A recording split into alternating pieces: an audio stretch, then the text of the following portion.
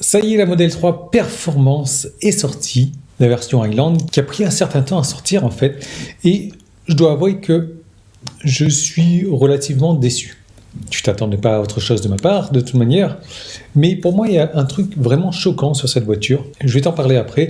Je vais d'abord te donner quelques petites caractéristiques, comme tu le vois.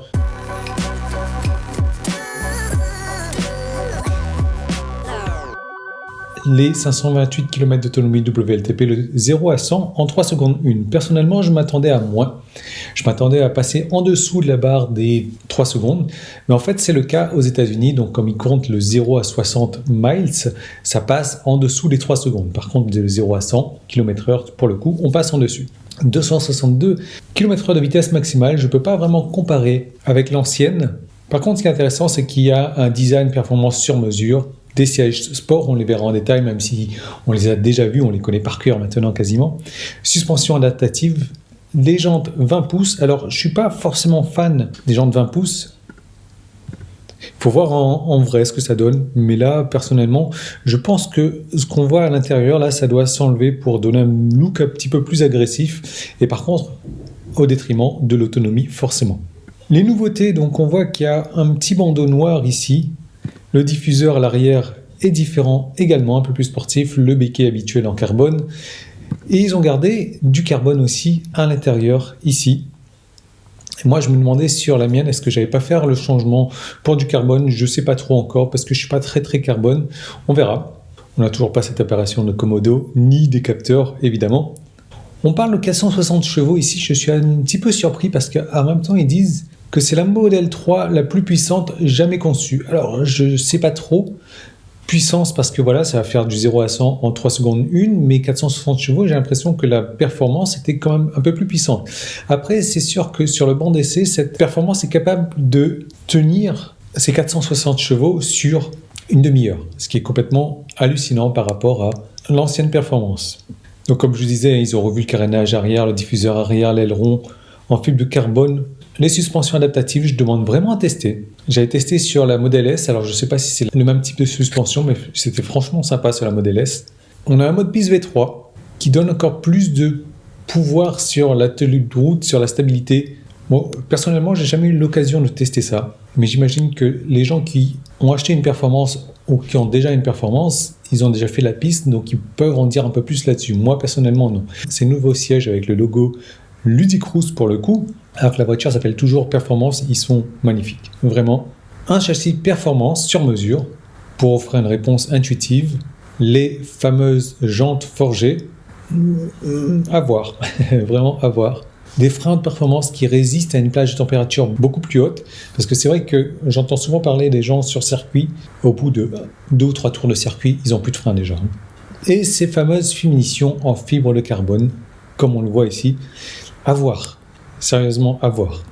Donc on est sur un tarif de 56 000 €, on va dire, ce qui est 16 000 € de plus que la propulsion et 7 000 € de plus que la grande autonomie. Alors, ce qui est bizarre, c'est quand je regarde, tu vois que la grande autonomie par rapport à la propulsion est 9 000 € plus cher. Pour le modèle Y, la grande autonomie est juste 7 000 € plus cher. Et la performance par rapport à la grande autonomie est 6 000 € plus cher. Ici, la performance par rapport à la grande autonomie, 7 000 € plus cher. Donc pour moi, cette performance, elle a l'effet nouveauté et elle va baisser. Tout comme la propulsion, elle a augmenté en fait. Elle était à 42 000 moins les 4 000 € de bonus qu'ils offraient, qu'ils prenaient à leur compte. Ça faisait 39 000 et là, ils ont enlevé cette prise en charge du bonus pour rajouter une réduction, et du coup, elle est 1 000 € plus chère maintenant. Donc pour moi, il y a un décalage entre ce qu'on voit sur le modèle Y et le modèle 3, et cette performance va voir son prix chuter de 1 000 € sur les prochains mois, une fois que l'effet nouveauté sera passé. Au niveau de la LOA, ils sont malins quand même, puisqu'ils te mettent un apport qui correspond à rien. Donc tu te dis, ouais, 773 € de LOA par mois, c'est pas cher. Ouais, mais il faut quand même mettre un apport. Si tu mets un apport de 0, pour 20 000 km sur 36 mois, tu es à 1 000 € par mois. Là, hein, c'est plus du tout la même chose. Et il faut mettre un apport de 2 500 € pour avoir 997 € par mois. Par contre, bah, si tu l'as fait sur 60 mois, là, ça descend un petit peu. Mais bon, bah, ça reste élevé. Moi, personnellement, je ne sauterai pas dessus de suite, mais de toute manière, je ne peux pas, puisqu'il faut que je garde la mienne pendant 1 an. Maintenant, ce qui me dérange, c'est que... Ah tiens, j'avais fait la simulation de la LOA avec l'intérieur blanc. Oh, bah, ça va, finalement, on tombe à 850 €, sans apport, pour 20 000 km. L'intérieur blanc, tu vois, il est à 1200. Les couleurs, ben, ça n'a pas changé. Hein. Le bleu et le noir sont à 1300. Le rouge et le gris à 2000. Et le blanc gratuit. Tu vois que on ne peut pas tracter pour l'instant avec cette performance. Donc, premier point négatif pour moi, mais surtout le gros point négatif, c'est l'autonomie WLTP. On est sur du 528 km. Tu vois que même la propulsion, elle est donnée ici à 513, mais en réalité, elle est à 554 km d'autonomie avec les jantes 18 pouces. C'est avec les 19 qu'elle est à 513. Donc tu vois que la performance a quand même une autonomie moindre que la propulsion. Quand tu compares avec le Y Performance, la propulsion elle est à 455 et la performance à 514. Ce qui reste vraiment pas très loin du Y Grande Autonomie. Tu vois qu'il y a juste une vingtaine de kilomètres entre le Y Grande Autonomie et le Y Performance. Donc je ne sais pas si c'est une erreur, je ne sais pas s'ils se sont plantés, mais une autonomie comme ça, c'est vraiment ridicule pour une voiture de ce type-là.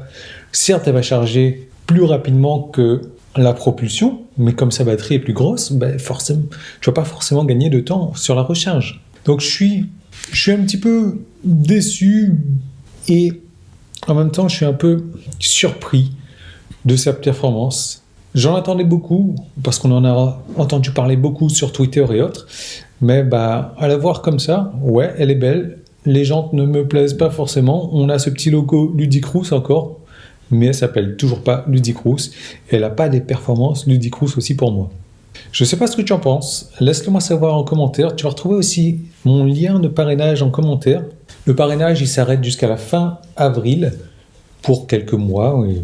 Selon Elon Musk, ça peut durer plus parce que la dernière fois ça avait duré plus d'1 an. Si tu es intéressé, tu peux utiliser mon lien et tu vas avoir l'EAP gratuitement pendant 3 mois.